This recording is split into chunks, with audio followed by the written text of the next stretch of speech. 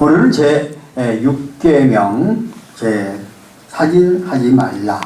딱 성경 구절의 10계명 가운데 가장 짧은 구절이에요.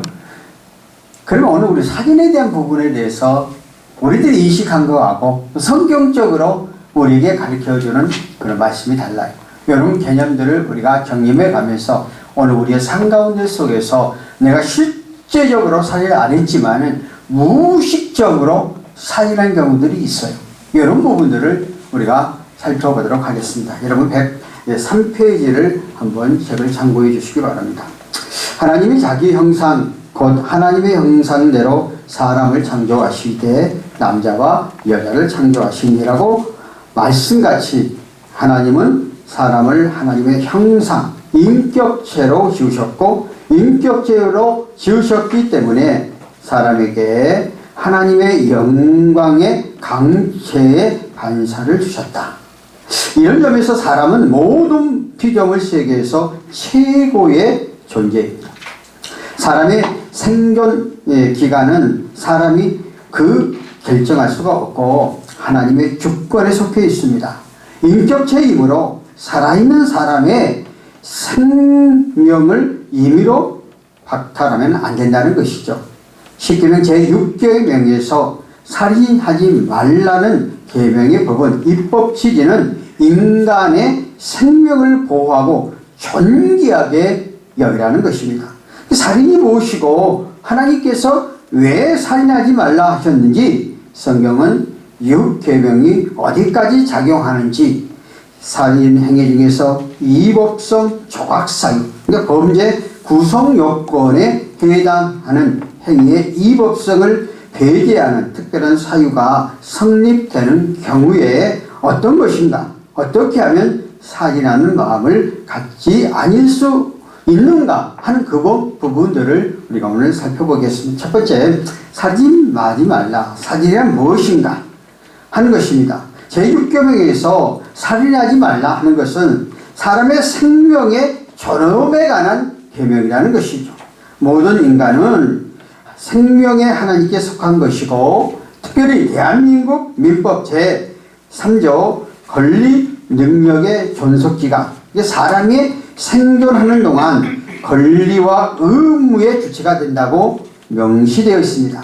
그러므로 사람의 생존기간은 그 누구도 결정할 수 없고 하나님의 주권적인 사항이라는 것이죠. 그러므로 이 생존기간은 하나님 외에 그 누구로 사람의 생명을 강요할 수 없다는 것이죠. 살인이란 사람의 생명을 임의로 박탈하는 행위인데 살인 종류에는 자살과 타살이 있고 자신이 생명의 임의로 박탈하는 행위는 또 타살은 다른 사람이 내 생명의 임의로 박탈하는 것이고 그러니까 자살과 타살을 모두 하나님 앞에서 동일한 살인 행위라는 것입니다. 인간 사이의 살인이란 범죄를 끌어들이는 자는 결국 마귀라는 것을 요한복음 8장 44절에 말하고 있습니다.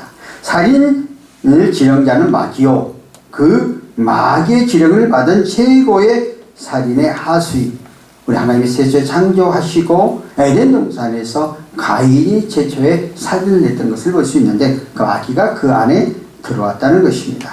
그러므로 오늘 저와 여러분 우리의 삶 가운데 속에서 우리가 보이는 행동적인 살인과 보이지 않는 그러한 영적인 살인에 대한 두 가지의 살인 개념을 살펴보도록 합니다. 두 번째, 제6계명 살인 범위는 어디까지 있는가 하는 것입니다. 자, 우리가 살인 범위에 대해서 우리가 한번 살펴보자는 것이죠.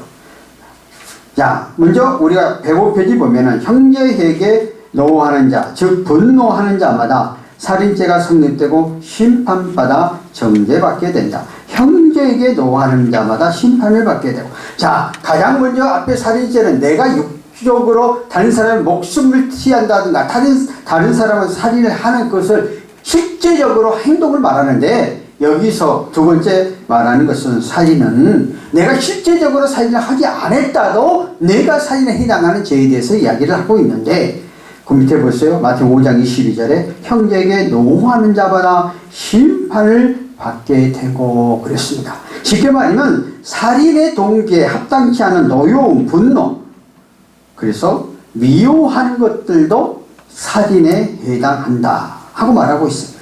요한일서 3장 15절에 그 형제를 미워하는 자마다 살인하는 자니 살인하는 자마다 영생이 그 속에서 거하지 아니하느니, 그렇게 말했거든요. 그러니까 오늘 저와 여러분들이 살인죄라 하는 것은 내가 실제적으로 가하는 것만 살인이 아니라 예수 안에서 우리가 형제를 미워하는 것, 더 나아가 시기, 질투, 모함하는 것, 이런 것까지도 다 영적인 살인죄에 해당된다는 것이죠. 그러니까 하나님은 우리를 보실 때에 그렇게 판결하신다는 것이죠. 그 다음에 보세요. 한장로 106장 형제에 대하여 나가라고 하는 자로 살인한 자가 된다. 마태복음 5장 22절 형제에 대하여 나가라 가는 자는 공의에 잡혀가게 되고, 그러니까 이 나가라는 것은 무슨 말이냐, 그냥 함부로 욕을 하는 것이죠. 뭐 바보, 얼간이, 엉청이 해가지고 경멸, 조롱, 이러한 것들, 사람을 괴롭히는 것, 이런 것들까지도 전체적으로 성경은 살인하는 행위로 본다는 것이죠. 더 나아가 그 밑에 보세요. 형제에게 미련한 놈이라고 하는 자로 살인한 죄가 되느니, 미련한 놈이라고 하는 자도 지옥불에 들어간다는 것이죠. 남을 욕하고 정죄하고 판단하고 비판하고 아무 죄도 없는데 죄를 뒤집어 씌워서 모함하고 어렵게 하고 힘들게 하는 것, 우리는 이러한 것들이 정치판에 판을 치고 있잖아요. 이 정치판 안에서 보면은, 그 정치 안에 보면은 오늘의 친구가 내일의 적이 되고, 또 내일의 적이 오늘의 친구가 돼. 뭐예요? 자기 이익에 따라서 그에서 와서 엄청나게 비판하고 정죄하고 판단하고 죽일 놈 살릴 놈 해놓고 나서 자기의 이익이 되면 딱 달라붙고 하는, 물론 정치판에서 가장 그렇게 많이 하지만 또 오늘 우리의 사회 안에서도 주변 가운데 속에서도 그렇게 한 사람 많아. 상처를 실컷 줘놓고 막 함부로 막 이야기해놓고 그냥 그 사람의 마음속에 비수를 꽂아놓고 나가지고 나중에 가서 뭐 좀 그렇게 하면 안 된다는 거예요. 그러니까 오늘 우리의 삶 가운데 속에서 언어의 할례를 받아야 된다, 그렇게 성경 말하는데, 내 언어에서 좋은 말, 그러니까 우리는 우리 주변 가운데 속에서 늘 부정적인 사람, 늘 헌담하는 사람하고 가까이 하면 나도 모르게 돼요. 앞에서는 야, 저 사람 막 그 사람 앞에서는 해요. 딱 뒤돌아서고 나서는 죽이려 살리려고 하는 사람들이 여러분 주변 가운데 꽤 있을 거예요. 이게 아니 된다는 거예요. 그것도 살인죄 성경은 해당된다고 말을 하고 있어요, 영적으로. 그러니까 여러분은 예수 그리스도 안에 들어오면 우리는 긍정적인 마인드를 가져야 돼. 긍정적. 안 된다, 할 수 없다 하는 게 아니라 하면 된다. 나는 부족하지만은 하나님이 나와 함께하고 나를 붙잡아주면 된다 하는 그 삶의 생각과 사고가 바뀌어져야 되는 거. 왜? 예수님이 우리의 삶 앞에서 그렇게 했기 때문에. 예수님의 삶 속에서 우리에게 그러한 삶을, 모습을 보았기 때문에. 그래서 성도들이 우리가 내가 남을 직접 살리는 것만 살인이 아니라 십계명이 우리에게 말하는 것은 남에게 분노하게 만들고 남을 욕하고 남을 무시하고 하여서 그러한 것까지도 성경은 더 넓혀서 살인죄에 해당된다는 거예요. 저를 포함해서 여러분들이 영적으로 우리가 한번 생각해 보면 우리는 상처를 많이 주게 만드는 거 다 해당된다는 거예요. 여러분들이 가끔 가다가 TV 같은 데 나와서 보면은 참 그 어릴 때에 부모 밑에서 성장해 왔는데 부모에게 이러한 상처, 말에 대한 이런 것들의 상처 많이 받은 사람들이 나는 그렇게 하지 않아야 되겠다고 하는데 나중에 본인도 성장해갖고 자기 자식에게 부모에게 받았던 걸 똑같이 하는, 저희 세대에 때는 배우지 못해가지고 부모들이 정말 악한 말들을 많이 했거든. 뭐 하여튼 우리가 표현하지 못할 그런 언어들을 많이 했거든요. 그런데 나도 모르는 사이에 그때 그걸 몰라요. 여러분 비디오로 딱 찍어가지고 내가 활동하는 그 행동 하나하나 보면은 요즘 그 TV 프로에서 그 가정 안에서 어린 아이들이 그 문제가 있는 것들에 대해서 그 1시간 하는 걸 보면은 나중에 그 딱 찍어가지고 그 행동 모습을 쫙 보면 자기가 한 거는 몰라. 그런데 그 영상을 보면서 나중에 고백을 못해. 그러면 그 상담자가 이렇게 이야기하죠. 본인이 어머니 아버지가 그 생활을 어떻게 하느냐? 과거의 그 부모들의 생활을 물어보면 자기가 하는 행동이 그 부모의 모습과 똑같이 가는 거예요. 그러니까 저와 여러분들이 예수를 믿는 이유가 뭐냐 이 말이에요. 간단해요. 우리 심령 속에 죄악에 물들어 있고 우리는 아담의 후손이기 때문에 아담의 후손은 에덴 동산에서 마귀의 속임을 당해서 하나님을 쫓겨나가지고 우리의 속성은 마귀의 꼬임을 당하는 그런 속성을 갖고 있어서 예수 그리스도에 돌아와서 우리들이 속에서 그 부패한 내 심령 속에 악하고 내 심령 속에 그러한 분노, 욕심, 탐욕, 탐심, 너무 해하고 싶음 이런 것들이 가득 들어있는데 이것을 예수 안에 들어와서 예수 이름으로 하나하나 빼나가는 게 하나하나 내 심령 속에 벗어나가는 게 신앙입니다. 그러니까 오늘 우리가 살인하는 주님 성경에서 말하는 살인이 이런 것까지도 살인에 해당된다니까 얼마나 성경 우리에게 세밀하게 말씀해 주고 있어요. 자, 그 다음 107페이지 마지막 보세요. 영혼의 사냥꾼들을 영혼의 살인하는 자들이라 그랬거든요. 마태복음 23장 13절 보세요. 하이스트죠. 옛 시간은 서기관들과 바리새인들이 너희는 충문을 사람들 앞에서 닫고 너희도 들어가지 않고 들어가려 하는 자들도 들어가지 못하게 하는 자들아. 자, 영혼의 삶. 이 땅에 살면서 우리가 예수 그리스도를 믿고 우리 이 땅의 삶만 마무리하지 않고 우리는 영원한 천국이 보장되어 있습니다. 우리가 이 땅에서 그냥 삶으로 끝나버리면 아무 의미가 없어요. 반드시 예수 안에 들어온 우리들에게는 영원한 영생이 보장되어져 있는데, 자, 오늘날 거짓 선지자, 거짓 말씀을 선포하는 그러한 사람들이 많이 있죠. 교회를 팔아서 교회 안에 들어와서 그들을 테러는 전도하고 새롭게 교회에 와서 그들이 믿음과 신앙을 올바로 가지 못하게 하고 결국 우리의 영혼을 멍들게 하는 것이죠. 오늘 우리 주변 가운데 속에서 이렇게 이단적인 요소를 갖고 있는 그러한 사람들이 많이 있죠. 그래서 108페이지 중간에 보세요. 말세가 되니 교회 안에 목사, 장로와 같은 직분자들 가운데 이런 자들이 많아집니다. 이런 자들이 자기 세대에 화를 베고 영원한 지옥의 형벌을 받게 된다. 타락한 제자, 타락한 목사, 장로, 성직자, 또 직분자들. 여러분 우리 교회 안에서 목사 때문에 상처받은, 나도 목사이잖아요. 목사 때문에 상처받은 성도들이 많고요. 또 교회 안에 직분자, 장로님들에 의해 가지고 교회를 사기치고 교회 안에 성도들을 힘들게 어렵게 하는 경우도 많이 있거든요. 이것은 살인자랍니다. 우리 영혼을 파괴시키니까. 여러분들 가운데 혹시라도 교회 안에서 같은 믿음의 형제들한테 상처받고 믿음의 형제들한테 사기당하고 어려움 당하고 이렇게 돼버리면 교회 안 나오잖아요. 그럼 그 영혼이 죽여버리는 거잖아요. 이게 큰 죄라는 거예요. 한 영혼이 천하보다 깊다 그러고 영혼에 대해서 실족시키면은 연자뱃들을 지고 물속에 빠져간다고 성경은 무섭게 이야기를 해요. 그러므로 예수 그리스도 안에 들은 우리들은 정말 서로 사랑하고 아끼고 정말 상처를 보듬어주고 내가 그 사람에게 상처 주고 사기치면 안 된다는 거예요. 오늘날 한국교회 여러분들의 경치장갈들을 해보니까 조속금이고 또 목사님들이 들어와서 방송 받을 거예요.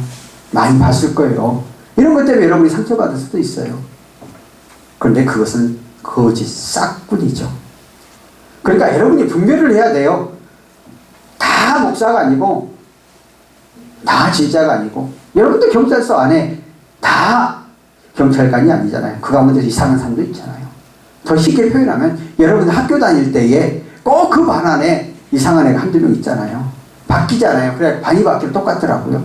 내가 다 경험해 왔거든. 또 군대 가면 고문관이 하는 사람들이 있어요. 아주 그냥 그 한 사람 때문에 힘들게 만들어요. 아, 이 사람 제대하면 괜찮겠지. 또 나오더라고. 그러니까 세상은 그럴 원리 가운데 돌아가니까 혹시라도 여러분들의 영혼은 여러분의 삶 가운데서 힘들게 어렵게 하는 교회 안에 목회자를 만나가지고 성도를 만나가지고 직분자를 만나고 상처받았다면 말씀을 통해서 정리를 하십시오. 100%는 없습니다. 아니면은 가감히 단절하고 떠나면 되는 거거든요. 그러니까 여러분들의 그런데 그 사람은 이렇게 이렇게 영혼에 대해서 성경이 마귀가 하는 짓이라고 성경 말하잖아요.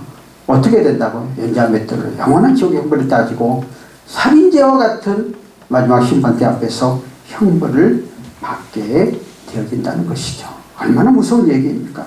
마태복음 밑에 보세요. 12장 108절에 15절.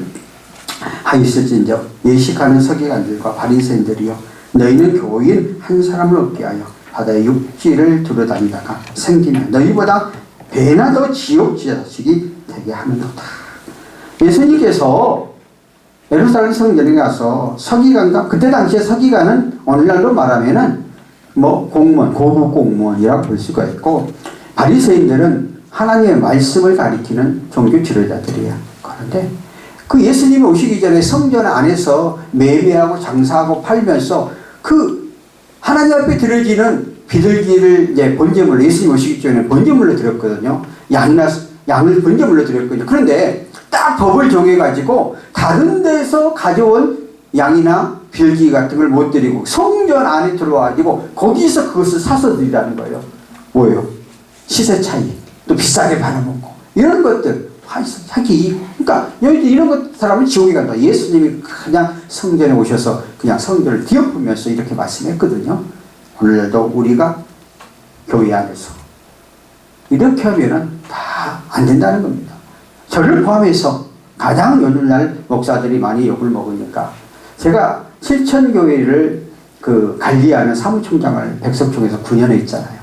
그러니까 목사님들에 대한 속성을 너무 잘 알아요. 그리고 내가 이 종로에 나와서 교단의 단체, 한기총, 한경연, 한장총 다 내가 일을 했거든요. 그래서 정말 목사님들의 그 심령들을 다 꿰뚫어 봤어요. 그런데 정말 진실로 하나님의 의를 위해 사는 사람도 있는데 정말 희한한 일을, 정말 나도 목사이지만 내 자신이 부끄러운 행동을 하는 사람도 많이 있어요. 그래서 내가 이렇게 생각을 했어요. 20%는 잘하고 20%는 무조건 반대자라. 20%는 무조건 나쁜 사람, 이렇게 생각을 하는 거예요. 그리고 60%는 상황에 따라 바뀌어야 된다 생각을 해요. 내가 오늘 이것을 강조를 하는 것은 여러분들이, 가장 많은 사람들이 교회를 다니다가 중간에 교회를 떠난 경우가 많고, 여러분들 현재 경찰관 안에서도 그런 분 많이 있어요. 그 사람 자체가 살인자와 같다는 거예요. 또 여러분들이 이제 교회 안에 들어왔으니까 여러분들이 말로서 행동으로서 절대 그러지 말라는 거예요. 이제는 새롭게 변화된 새로운 삶으로 여러분이 나아가는 그런 삶들이 되었으면 좋겠습니다. 그래서 107페이지 보면은 영혼은 사냥꾼, 영혼은 사랑하는 자, 이런 사람들이 알기를 바라면서. 계속해서 세 번째 보겠습니다. 여기에는 좀 미스가 나와가지고요. 110페이지 보시면은, 그러니까 이로써 이제 세 번째입니다. 사람이 죽었으니 살인죄에 해당하지 않는 경우 이법적 조각사유. 우리가 이 책을 만드신 분이 법학을 했던 분이거든요. 그리고 사법고시를 보시다가 공무원 되신 분이어서 나도 이것을 읽어보면서 와, 이런 단어가 있구나 하고 깜짝 놀랐어요. 아주 굉장히 잘 써놨더라고요. 범죄 구성 요건에 해당하는 행위, 헌법성을 배제하는 특별한 사유를 말한다. 헌법의 각 규정 중에서 형벌을 규정한 조문에 해당하는 행위는 일단 이법은 것으로 판단한다. 그러나 그 이법성을 조각하여 배제하게 되는데 헌법의 제20조에서 24조까지 정당행위, 정당방위, 긴급피난, 자구행위, 피해자의 승낙 등은 이법성 조각사유로 기용한다. 나는 이 단어를 처음 들어보는 소리예요.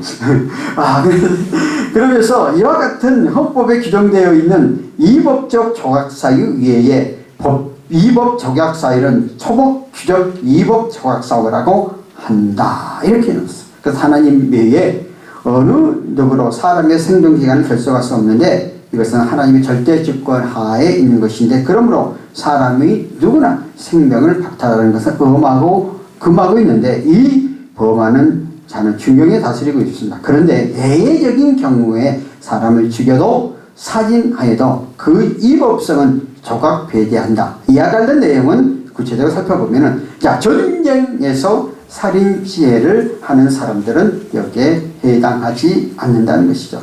그래서 구약 성경에 보면은 전쟁은 여호와에 속한 것이니 하고 이야기를 했고요. 그래서 그 밑에 대한민국 헌법 제5조를 써놨습니다. 대한민국은 국제평화 유지에 노력하고 침략적 전쟁을 부인한다. 국군은 국가의 안전보장과 국토방위의 신성한 의무를 수행함을 사명으로 하되 그 정치적 중립성을 준수한다. 그래서 정말 국가에서 어떤 전쟁 가운데 속에서 살해하는 것은 살인죄로 해당하지 않는다. 두 번째, 국가가 형벌 절차에 따라 공개된 재판을 통해 사형이 확정되어 형집행에 따라 사형을 집행하는 자는 범죄 행위로 성립되지 않는다. 자, 사형, 교도소에서 교도관이라든가 이게 판검사들이 이렇게 이제 사형에 대한 언도를 하고 판결을 하잖아요. 이제 이런 것들은 사형에 해당되지 않는다는 것입니다. 이것은 법에 의해서 집행되어지는 것이기 때문에 그렇게 한다. 이렇게 이야기를 하고 있습니다. 그 다음에 112페이지 세 번째 본 정당방위로 사람을 죽이면 죄를 묻지 않는다. 그랬어요. 자, 출애굽기 22장 2절과 3절에 보면 도둑을 뜯고 들어오는 것을 보고 그를 쳐 죽이며 피 흘릴 죄가 없으니, 자, 해 돋는 후에 피 흘릴 죄가 있으리라.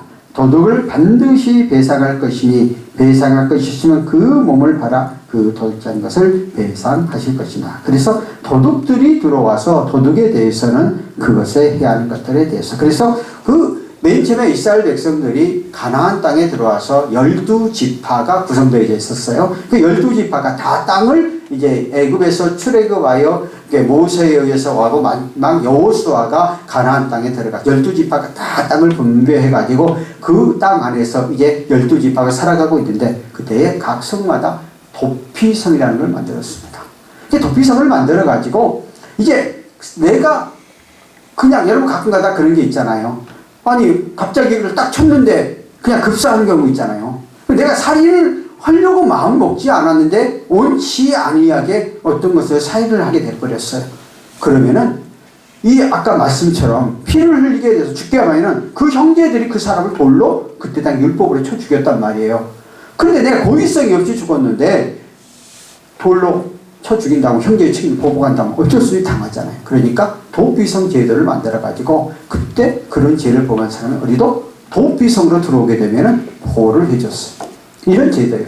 그러니까 정당 방위에 대해서는 그 살인죄에 대해서 묻지를 않다. 그래서 요즘은 정당 방위를 하고 그 정말로 정당 방위냐 안 하냐 해가지고 여러분들 아마 조사도 했고 또 재판도 하고 그럴 거예요. 그러나 정당한 방위에 대해서 죄를 묻지 않는다. 그래서 하나님 정말 우리의 삶 가운데 속에서 육적인 살인죄를 범하는 것은 살인으로 보지만, 그러나 정당한 방위 같은 경우에는 그렇게 묻지를 않고 오히려 피할 수 있는 길도 마련합니다. 이런 도피성 제도가 계속 내려오면서 그 천주교회에는 성당 안에는 범죄자가 들어가면은 그 못 들어가는, 공권력이 못 들어가는 그런 제도가 왔었고, 우리나라에서도 요즘은 이제는 이 공권력들이 교회고 성당이고 막 이제 들어가지만은 그 천주교회 어디야?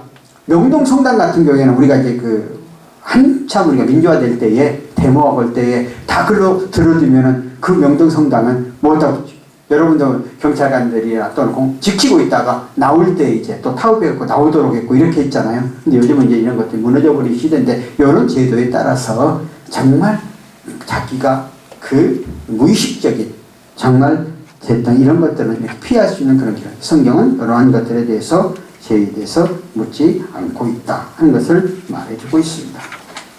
그래서 정당 방위란 세 가지 요건이 있어요. 현재의 부당하게 침해가 있어야 하고 과거 미래의 침해에 대하여 정당 방위를 허용하지 않는다.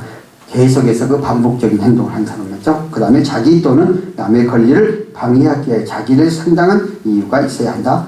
방해한다는 목적이 없어는 안 된다. 부득이한 것이 있어야 하고 즉 필요 부리한 것이어야 한다. 이렇게 말합니다. 마지막 결론적으로 네 번째, 어떻게 하면 살인 행위와 살인하는 마음을 같이 아닐 수 있을까 하는 것입니다. 성경은 우리의 삶 가운데 속에서 이제 그 밑에 보면 사탄의 영적 싸움에서 범죄 승리하자 그랬거든요. 그래서 여기 성경 구절 한번 볼까요? 요한복음 8장 44절에 너희가 마귀에게 났으니 너희의 아비의 욕심대로 너희의 행하고자 하느니라.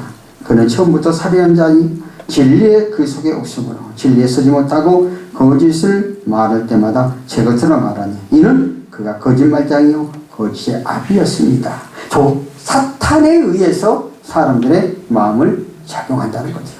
여러분들 연쇄살인 사는 사람이 잡혀와가지고요, 그분이 이런 얘기를 했다고 그랬잖아요.